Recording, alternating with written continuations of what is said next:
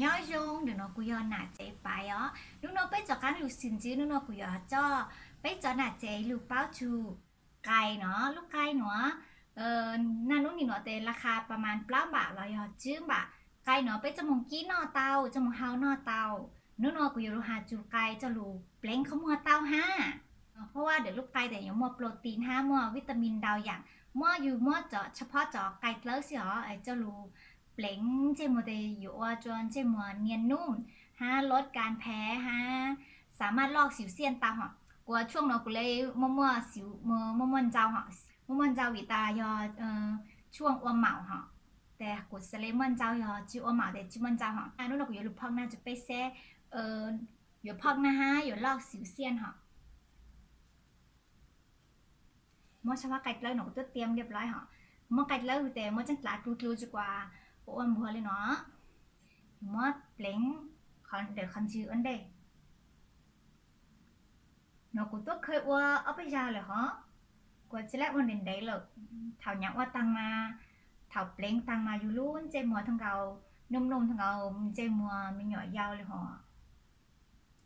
วันใดหอกูจีเซ่ชกูดูแข่งเซ่ไม่เซ่หนอเด้อนี่อยู่ว่าฟ้ากละว่าเตจุดๆหน่อยจียงเก้าเตพลูจียงเก้าหอแต่อยู่จุดเจ้าเซ่ชดูแข่งยอนี่ว่าตะลูแต่นี่ว่าจียงเลยเนาะอยู่จุดมงยิงเลเซอร์เราจังกว่าราคากุกิช่างมามังเซสอยู่ตุกเข่งห้าอยู่สามารถใช้เครื่องสำอางปกปิดเตาห้าไม่ไกลจะรู้เรารู้ใช่หรอรู้ง่ายเขาเมื่อจุ่มห้าจุ่มจะยอมเมื่อสำลีห้าดูหนอนยืดลูกมุกชิเมงเราถอดจืดห้าแต่หาชิเมงอายุมว่าช่องฮารุไทยกว่าsáng làกูsáng tạo ô chẳngกูchịu ở lục mong nè tôiกูsạc cỡ ở YouTube ít xong luôn nói giờกูchịu ở lục mong để bây giờ nãy chỉ mongอยู่ว่านี่ที่ย้อยรู้ว่าเนอะเดี๋ยวกูสั่งเลยรู้ว่าแต่อยู่มอหนอนรู้เหรอเดี๋ยวจะก้าวมอหนอนเปล่งแต่ตอนจุกว่าไหลที่ถูกขวารอจ้ะเอาหนูกูเอามาหนูกูจะยงเนาะเหรอกูว่าเดี๋ยวกูต้องเข่งที่เตจีชดจังมัวเหรอเนาะรู้ว่าเดี๋ยวกล้องจะไม่เซ็ตแต่ซอพออู้อันว่าติดขัดทางจังมัวฮะเจ๋งเปล่งฮะเหรอพลีชีพเกิดรุ่นว่าจะได้แต่งหน้าฮะน้องๆเนี่ยเจ๋ซื้อแต่จอกใต้คือชัวแต่อยู่มอเปล่งเจมัวเขาคือชัวร์哈，女孩即刻考试。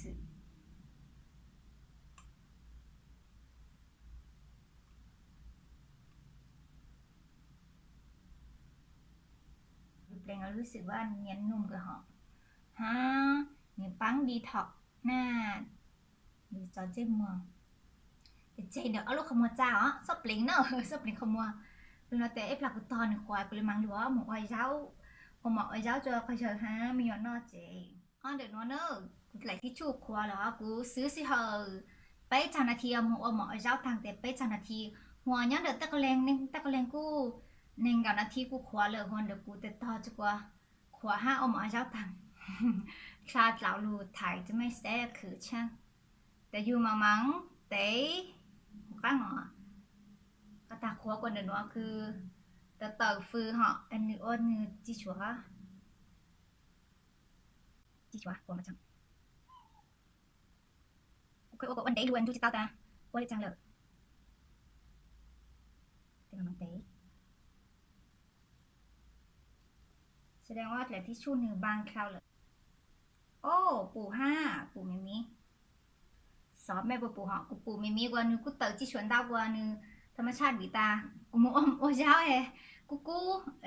เต๋อฟืนนึงฮะที่ชูฮารุนเดี๋ยวคันจีน้องฮะหนึ่งกูเต๋อห้าหนึ่งกูปังตาวดาวฮะห้าหนึ่งจิกิเนาะหัวปล้ำบาทเลยจื้อบาทหัวตอนเจ้าเราได้ปลากูจะมึงจัวเจ้าตุ๊บปลาแล้วลูกคันชื่อน่าเกลียดก็เลยถามว่าแต่กูต้องมึงจัวเขามาตังเลยมาซอจกว่าขวาเลยอยู่มาแต่ตัวอยู่ลุ้นเจ้ามาแต่รู้สึกว่าเนื้อเนียนนุ่มฮะเนียนนุ่มเคลาวันเดย์อยู่จิตเตาเปล่งไก่เหรอเปล่งไก่เราพูดพอกไข่ฮัลโหลมองจังแต่เปล่งไก่สิละมาจิเจ้าหายอกูหาลูกที่จิเมงรอลูกที่หาจิหอเราไม่ปังคอมเมนต์ตัวคากูเตาฮัลโหลมุกจิเมงเลยหาจิเมงกูสั่งอัววิตาจิเตาไปตัวเองมองจิเตามันถืออัวเกี่ยวกับคลิปลง YouTube เกี่ยวกับสายบิวตี้ค่ะแต่ตัวเองท้ายบ่ยังออนดาเชาเลย ยอไม่อยากกูขอวิดีโอโนแต่ปังนาไลค์จะกูห้าปังนา subscribe จะกูฮะกูแสดงว่ากำลังใจอัวหรือคลิปตันได้หรอนู่นโนแต่ไม่เลยหนวซื้อจริงๆกลัว